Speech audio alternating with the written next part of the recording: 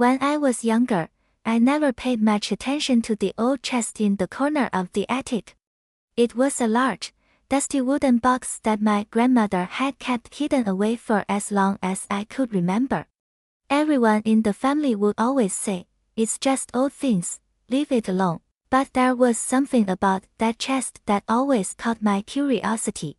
It wasn't until after she passed away that I finally found the courage to open it. I had come to her house to sort through her belongings, something I had been avoiding for weeks. There was an emptiness in the house now, a kind of silence that seemed to echo in every room. My grandmother had been the heart of this house, her laughter, her cooking, the way she would tell stories of the past with such passion. Now, it felt like the house was holding its breath, waiting for something. I remember walking up to the attic with a mixture of sadness and determination. I had always been close to her, and the thought of going through her things felt like a betrayal. But it had to be done. The attic door creaked as I opened it, and I felt the familiar chill of the old house. The smell of cedar and dust hit me as I stepped in. There was the chest, sitting in the far corner under a layer of old sheets. It seemed almost untouched, like a forgotten relic from another time. With trembling hands, I removed the sheets and knelt down in front of the chest. The lock was old and rusty, but it wasn't broken.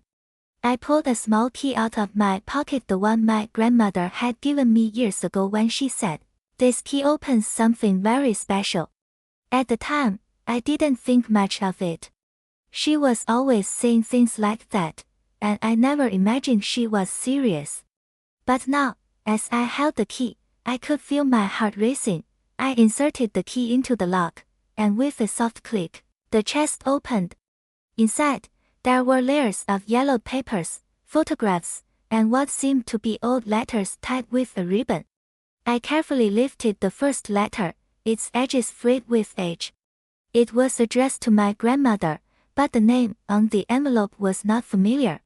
I hesitated for a moment, then opened it. The letter was written in elegant handwriting, and as I read it, a chill ran down my spine.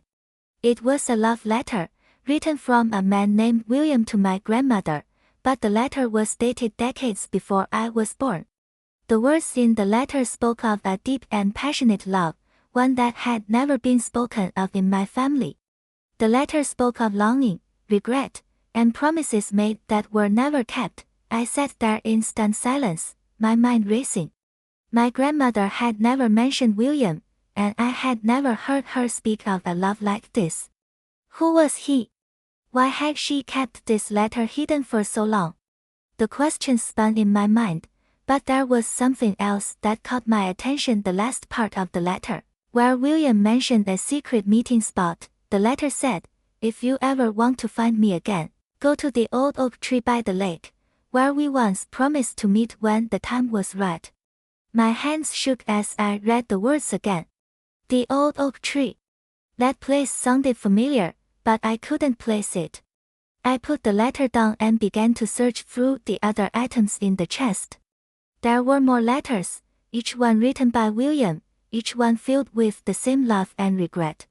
But there was something odd about the last few letters. They were never sent. They were all addressed to my grandmother, but they had been kept in secret.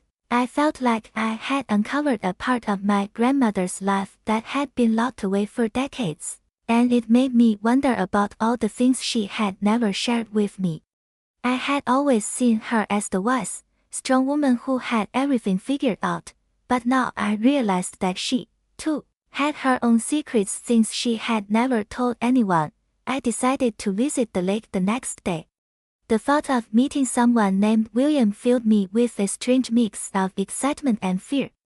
Who was he, and what was his connection to my grandmother?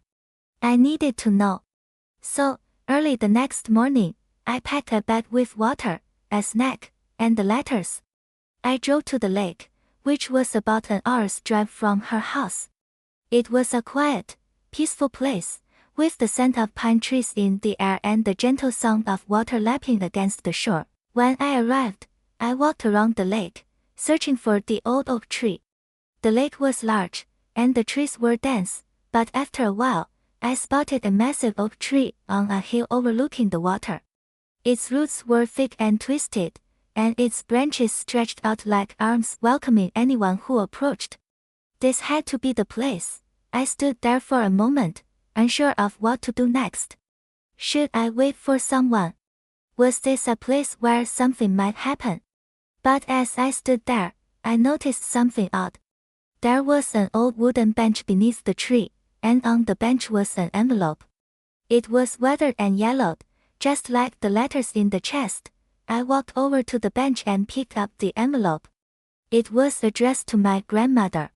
But there was no return address, and the handwriting was unfamiliar. My heart pounded in my chest as I opened it. Inside was another letter, but this one wasn't from William. It was from someone else, a woman named Evelyn. She wrote that she had been William's love, the one who had never left his heart. The letter explained that William had died many years ago, and that my grandmother had kept their love a secret to protect her family. But the letter also revealed something I had never expected. My grandmother had never stopped loving him. Even after all these years, the love she had for him had remained, hidden in the chest, in the letters, in the memories. The twist of the story hit me hard. My grandmother's love for William had shaped her life, but she had kept it a secret to protect the family she had built. I was left standing under the oak tree, holding the last letter she had received from the past, and in that moment, I realized that I had uncovered not just a secret, but a part of my grandmother that I had never truly known.